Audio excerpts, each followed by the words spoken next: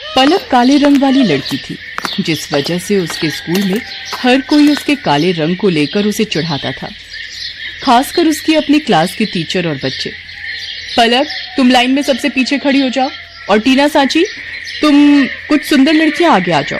Principal ma'am का order है, हमारे स्कूल के बेस्ट बच्चों का फोटो स्कूल मैगजीन में छपेगा, इसलिए मैं चाहती हूँ मेरी क्लास के बच्चों का फोटो ही मैगजीन में छपे। पर मैम, ये पलक तो बहुत काली है, पूरी फोटो इसी से खराब हो रही है। मैम, ऐसा नहीं हो सकता, हम इस पलक को इस फोटो में से हटा दें। नहीं बच्चों, अगर ऐसा हो सकता तो ये काम सबसे पहले मैं ही कर देती। मैं खुद नहीं चाहती ये काली स्टूडेंट मेरी क्लास में भी रहे। मैम, मैं पानी पीने जाऊं? हाँ जाओ, मेरे सिर पर खड़ी मत रहो, और हो सके तो थोड़ा पानी से मुंह धोकर भी आ जाना, शायद तुम्हारा काला रंग चेहरे से उतर जाए और फोटो थोड़ी अच्छी आ जाए। टीचर की और बच्चों की बातों को सुनकर पलक रोती हुई वॉशरूम की तरफ चली जाती है और वहां जाकर फूट फूट कर रोने लगती है।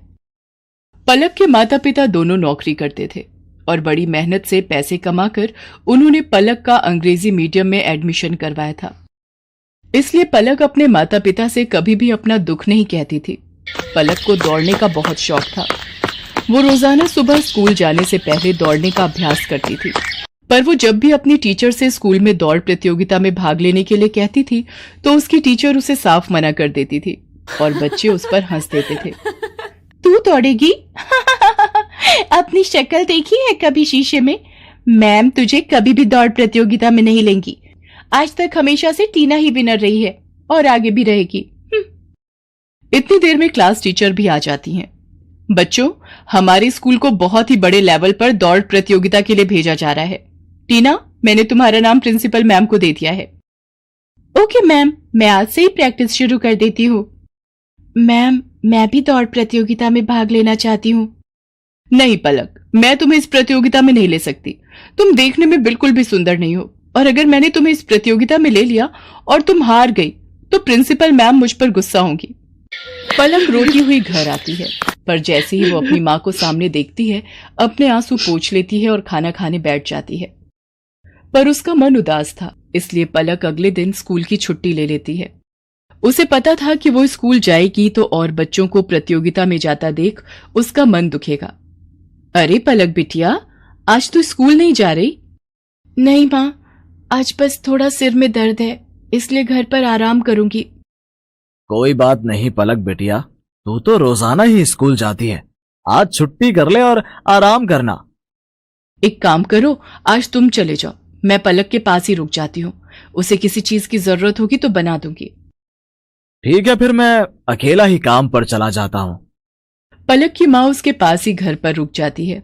पलक सो रही थी और उसकी माँ काम कर रही थी। इतनी देर में दरवाजे पर कोई आता है। जी, मेरा नाम रामलाल है, मैं पलक बिटिया के स्कूल का चपरासी हूँ। मुझे वहाँ की प्रिंसिपल मैम ने भेजा है। उन्होंने तुरंत ही पलक को स्कूल बुलाया है। वो किसी दौड़ प्रतियोगिता में जाना है, शायद यही बात हो रही थी। पलक को, पर उसकी तो अभी तबीयत। रामलाल भैया, आप मैम को बोल दो मैं अभी तैयार होकर स्कूल पहुंचती हूँ। दौड़ प्रतियोगिता का नाम सुनकर मानो पलक के दिमाग में कौन सी फुर्ती आ गई कि वो जल्दी से तैयार होकर स्कूल पहुंच गई। अच्छा, तो तुम पलक हो बेटा, हमें तुम्हारी बहुत जरूरत है और इस स्कूल को भी। टीना जो तुम्हारी क्लास की है वो इस प्रतियोगिता में भाग नहीं ले सकती। उसके पैर में चोट आ गई है, इसलिए डॉक्टर ने उसे दौड़ने के लिए मना किया है। हम चाहते हैं कि तुम अपने स्कूल के लिए इस प्रतियोगिता में हिस्सा लो और जीत कर ही लौटो। मैम, मैं आपसे वादा करती हूँ, मैं इस प्रतियोगिता में जीत कर ही लौटूंगी। पलक, मुझे माफ कर दो बेटा, मैंने एक टीचर होकर भी तुम्हारे साथ कितना गलत व्यवहार किया। पर आज जब हमारी क्लास की और स्कूल की इज्जत का सवाल है तो हमें तुमसे बेहतर दौड़ प्रतियोगिता के लिए कोई बच्चा नजर ही नहीं आया। मैं जानती थी कि तुम रोजाना सुबह दौड़ने का अभ्यास करती हो, इसीलिए मुझे तुम्हारा नाम सबसे पहले याद आया। मेरी शुभकामनाएं तुम्हारे साथ हैं। पलक, देखना तुम इस प्रतियोगिता में जीत कर ही लौटोगी। Thank you ma'am, thank you so much. मैं आपसे वादा करती हूँ मैं इस प्रतियोगिता में जरूर जीतूंगी। पलक की क्लास के सब बच्चे भी उसे शुभकामनाएं देते हैं और पलक पूरे जोश के साथ दौड़ प्रतियोगिता में हिस्सा लेती है और जीत कर लौटती है। उसकी प्रिंसिपल मैम और क्लास टीचर उसे इनाम में ट्रॉफी देकर सम्मानित करती हैं। ट्रॉफी लेकर पलक घर पहुंचती है। प्रतियोगिता जीतने की खुशी पलक के माता पिता उसके चेहरे पर साफ साफ देख रहे थे। उस दिन के बाद से पलक को कभी भी कोई भी उसके काले रंग के लिए नहीं बोलता था, बल्कि सब उसकी बहुत तारीफ करते थे। रामलाल अमन कुमार के घर नौकरी करता था। अमन कुमार का बेटा सौरभ एक बड़े स्कूल में पढ़ता था, जबकि रामलाल का बेटा दीपक एक सरकारी स्कूल में पढ़ता था। सौरभ और दीपक दोनों ही पढ़ने में होशियार थे और अपने अपने स्कूल के अच्छे बच्चों में उनका नाम था। देखो पापा, मेरा रिपोर्ट कार्ड मिल गया। मैं क्लास में फर्स्ट आया हूँ। अरे वाह सौरभ, मुझे पता था मेरा बेटा इस बार भी क्लास में फर्स्ट आएगा। अरे रामलाल, दीपक भी तो अपनी क्लास में फर्स्ट आया है ना? अभी कुछ देर पहले ही वो भी अपना रिपोर्ट कार्ड दिखा रहा था। जी साहब, वो भी अपनी कक्षा में अव्वल आया है। पापा, सरकारी स्कूल में पढ़कर तो कोई भी फर्स्ट आ जाता है। वहाँ की पढ़ाई तो बहुत आसान है। दीपक ने कोई बड़ा काम नहीं किया, एक छोटे से स्कूल में फर्स्ट आकर। सौरभ, ये लो लड्डू। मैं फर्स्ट आया हूँ ना, तो बापू ने सबको बांटे हैं। मैं नहीं खाता ये बेकार से लड्डू। मॉम, वो चॉकलेट बादाम कहाँ हैं जो आपने सबको खिलाए हैं? मेरे पापा तुम्हारे बापू की तरह सस्ते लड्डू नहीं लाते। वो तो चॉकलेट ड्राई फ्रूट लाए हैं। और ज्यादा इतराने की जरूरत नहीं है। तुम हमारे नौकर के बेटे हो। जितनी मर्जी कोशिश कर ले, तो मेरी बराबरी नहीं कर सकता। सौरभ बेटा, ऐसे नहीं बोलते। दीपक भी अच्छा बच्चा है। मॉम, मुझे दीपक एक आंख नहीं भाता। मेरे सामने पापा उसकी तारीफ करते रहते हैं। मुझे बिल्कुल अच्छा नहीं लगता। मैं कपिल के घर खेलने जा रहा हूँ। सौरभ को दीपक से नफरत थी। दीपक भी उसकी तरह पढ़ाई में बहुत अच्छा था। ये बात सुनकर सौरभ और गुस्से में आ जाता है। सौरभ कपिल के घर खेलने चला जाता है। क्या हुआ सौरभ, आज तू बड़ा गुस्से में है? मैं दीपक से नफरत करता हूँ। आज मैं जब पापा को अपना रिपोर्ट कार्ड दिखा रहा था, तो दीपक ने भी अपना रिपोर्ट कार्ड दिखाया। वो भी मेरी तरह फर्स्ट आया है। फिर तुम ही बताओ। फिर पापा उसकी भी तारीफ करने लगे। वो हमारे नौकर का बेटा है। ये बात मुझे उसे समझानी होगी। अरे तू चिंता क्यों करता है, सब ठीक हो जाएगा। अच्छा सुन, कल दोपहर में सारे दोस्त गेम में पैसे लगा रहे हैं। तू कितने लगाएगा? मेरी तरफ से 200 रुपए लगा दे। अरे तू फिर से अपनी मम्मी के बैंक अकाउंट से 200 रुपए लेगा तो तेरी मम्मी गुस्सा नहीं करेंगी? मेरे पापा बहुत रिच हैं। मेरे पास पैसों की कमी नहीं है। मेरे मम्मी पापा मुझसे कुछ नहीं कहते हैं, क्योंकि मैं स्कूल में हमेशा फर्स्ट आता हूँ। सौरभ को गेम पर पैसा लगाने की आदत पड़ गई थी। वो आए दिन अपने दोस्त कपिल और बाकी दोस्तों के साथ ऑनलाइन गेम खेलता और उस पर पैसे लगाता। सौरभ पढ़ाई में अच्छा था, इसलिए उसकी मम्मी भी उसे अकाउंट से पैसे लेने के लिए कुछ नहीं कहती थी।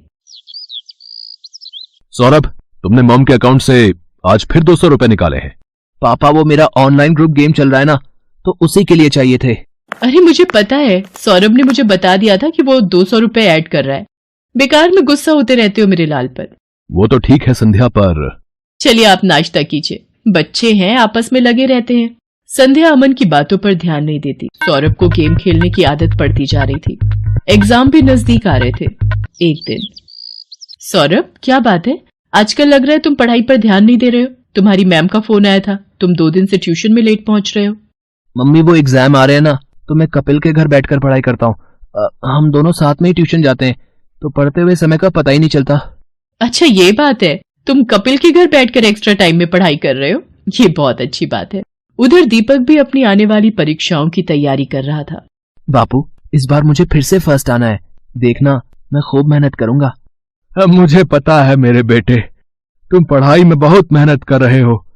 देखना, तुम्हारा ये जोड़ा हुआ विद्याधन एक दिन तुम्हारे बहुत काम आएगा, और तुम एक दिन हम सबका नाम रोशन जरूर करोगे। चलो दीपक बेटा, अब आकर ये दूध चावल खा लो, मैंने तुम्हारी पसंद के बनाए हैं। और तुम वो कहाँ जा रहे हो अपनी कक्षा के बच्चों के साथ? माँ, मैं साइंस म्यूजियम देखने जा रहा हूँ। वहां पर विज्ञान संबंधित बहुत से उपकरण हैं।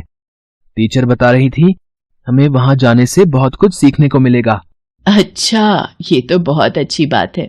दीपक स्कूल के बच्चों के साथ साइंस म्यूजियम देखने जाता है। वहां उसे प्राइवेट स्कूल के बच्चे भी दिखाई देते हैं, जिनमें सौरभ भी होता है। सौरभ, ये तो वही लड़का है जो कई बार तेरे घर पर भी देखा है। अरे ये हमारे नौकर रामलाल का ही तो लड़का है। गरीब नौकर का बेटा है ये। हाँ, ये नौकर का बेटा है, फिर तो ये भी नौकर हुआ। सब बच्चे दीपक पर हंसने लगते हैं। दीपक घर आकर सुस्त और उदास हो जाता है। बापू, सब बच्चे मुझे नौकर का बेटा कहकर चिढ़ा रहे थे। सब बच्चे मेरे ऊपर हंस रहे थे। अरे मेरे बच्चे, तू इतनी सी बात पर बुरा मान गया। मैं तुझे तभी तो पढ़ा लिखा कर बढ़ा रहा हूं ताकि तू पढ़ लिख कर बड़ा आदमी बन सके और पैसे कमा सके। रामलाल की बातों को सुनकर दीपक में हिम्मत आ जाती है और वो खुश हो जाता है और खूब मन लगाकर पढ़ाई करने लगता है। अगले दिन दीपक स्कूल जाता है तो उसकी टीचर उसे कक्षा में पूरे साल अच्छा करने के लिए पुरस्कार देती है। दीपक ने पूरे साल बहुत मेहनत करके अव्वल स्थान पाया है, इसलिए दीपक को स्कूल की तरफ से कक्षा में best student of the year का अवार्ड दिया जा रहा है। और मैं जानती हूँ कि फाइनल एग्जाम जो आने वाले हैं, दीपक उसमें भी फर्स्ट क्लास पास होने की पूरी कोशिश में लगा होगा। Thank you ma'am. सब बच्चे तालियां बजाकर दीपक की प्रशंसा करते हैं। घर आकर दीपक अपने बापू और माँ को सारी बात बताता है। अरे वाह, ये तो बहुत सुंदर पुरस्कार है। जीते रहो मेरे बच्चे। बापू, मैं ये पुरस्कार अमन अंकल को दिखाकर उनका आशीर्वाद लेना चाहता हूँ। ठीक है बेटा, चल तू उनका भी आशीर्वाद ले ले। संध्या, तुम्हारे बैंक अकाउंट से 1 लाख रुपए निकल गए और तुम्हें पता तक नहीं। मैं भला इतने पैसे एक साथ कहाँ खर्च करूंगी? मुझे भी कुछ समझ नहीं आ रहा ये सब कैसे हो गया। रुको, मैंने बैंक से सारी डिटेल निकलवाई है। बैंक की तरफ से ही फोन है। अमन बैंक वालों से फोन पर बात करने लगता है। रामलाल और दीपक भी वहीं खड़े थे। हो गया सत्यानाश। और दो लाडले को मोबाइल फोन। तुम्हारे बेटे ने बेवकूफी में 1 लाख रुपए न जाने किसी ऑनलाइन गेम में लगा दिए। अब भुगतो। और है कहां ये सौरभ? वो तो अपने दोस्त कपिल के साथ ट्यूशन गया है। मेरे फोन पर सौरभ के ट्यूशन से फोन। जी, मैं सौरभ की मम्मी बोल रही हूँ। क्या सौरभ ट्यूशन नहीं आ रहा? पर जी ठीक है, सौरभ पिछले 1 हफ्ते से ट्यूशन नहीं जा रहा। तभी सौरभ आ जाता है। क्यों सौरभ, ट्यूशन से आ गए? जी पापा। अब तुम झूठ भी बोलने लगे हो। तुमने 1 लाख रुपए किसी ऑनलाइन गेम में लगा दिए और 1 हफ्ते से ट्यूशन भी नहीं जा रहे हो। 2 दिन बाद तुम्हारे फाइनल पेपर हैं। Papa mummy, I am sorry. मैं कपिल के बहकावे में आ गया था और उसी की वजह से आज मैं स्कूल टेस्ट पेपर में भी पहली बार फेल हो गया। अरे रामलाल, तुम कब आए? और दीपक बेटा, ये तुम्हारे हाथ में क्या है? जी ये वो, आज मुझे स्कूल में बेस्ट स्टूडेंट का अवार्ड मिला तो आपका आशीर्वाद लेने आ गया। जीते रहो बेटा, खूब तरक्की करो। अमन दीपक को आशीर्वाद देकर चुपचाप अपने कमरे में चला जाता है। पापा, क्या मैं अंदर आ सकता हूँ? मुझे अभी तुमसे कोई बात नहीं करनी सौरभ, अपने रूम में जाओ। मम्मी पापा मेरे से नाराज है, वो मेरे से बात नहीं कर रहे। सौरभ, अगर तुम्हें सच में अपनी गलती का एहसास है तो अपनी गलती को सुधारो, फिर तुम्हारे पापा का गुस्सा ठंडा हो जाएगा। मुझे पता है मम्मी, मुझे क्या करना है। सौरभ ने अब कपिल और उसके दोस्तों के साथ गेम खेलना बंद कर दिया और खूब मन लगाकर पढ़ने लगा। पर 2 दिन बाद उसका मैथ्स का पेपर था। उसने ट्यूशन की बहुत छुट्टियां ले ली थी और उसका कोर्स अभी बहुत बाकी रह गया था। मम्मी, मेरा बहुत सारा सिलेबस अभी रिवीजन के लिए बाकी है, मैं कैसे कर पाऊंगा? कुछ सवाल तो मुझे समझ भी नहीं आ रहे। सौरभ, तुम एक काम क्यों नहीं करते? दीपक की मैथ्स बहुत अच्छी है, उसके मार्क्स भी बहुत अच्छे आते हैं और मैंने सुना है अब तो सरकारी स्कूल की पढ़ाई भी बहुत अच्छी हो गई है और प्राइवेट स्कूल की किताबें और सरकारी स्कूल की किताबें एक जैसे कोर्स की पढ़ाई जाती हैं। मम्मी, क्या दीपक मेरी मदद करेगा? मैंने हमेशा उसके साथ गलत व्यवहार किया है। कोई बात नहीं, पर अब तुम्हें अपनी गलती का एहसास है, ये बहुत बड़ी बात है। रामलाल, दीपक को जरा बुला लाओ, सौरभ को मैथ्स में उसकी सहायता चाहिए। हाँ हाँ मालकिन, मैं अभी बुला लाता हूँ। सौरभ दीपक की सहायता से मैथ्स के पेपर की तैयारी करता है और बाकी सभी विषयों में भी सौरभ अब दीपक के साथ ही पढ़ने लगा। सौरभ भी दीपक की तरह अपने स्कूल में फर्स्ट आता है। सौरभ, तुम्हारा रिजल्ट देखकर मैं आज बहुत खुश हूँ। पापा, ये सब दीपक की वजह से ही हुआ है, इसने मेरी एग्जाम के दिनों में बहुत हेल्प की। थैंक यू दीपक। रामलाल, तुम्हारा बेटा दीपक बहुत होनहार है, देखना ये एक दिन जरूर बड़ा आदमी बनेगा। अमन अंकल, एक दिन मैं भी आपकी तरह ही बड़ा बिजनेसमैन बनूंगा।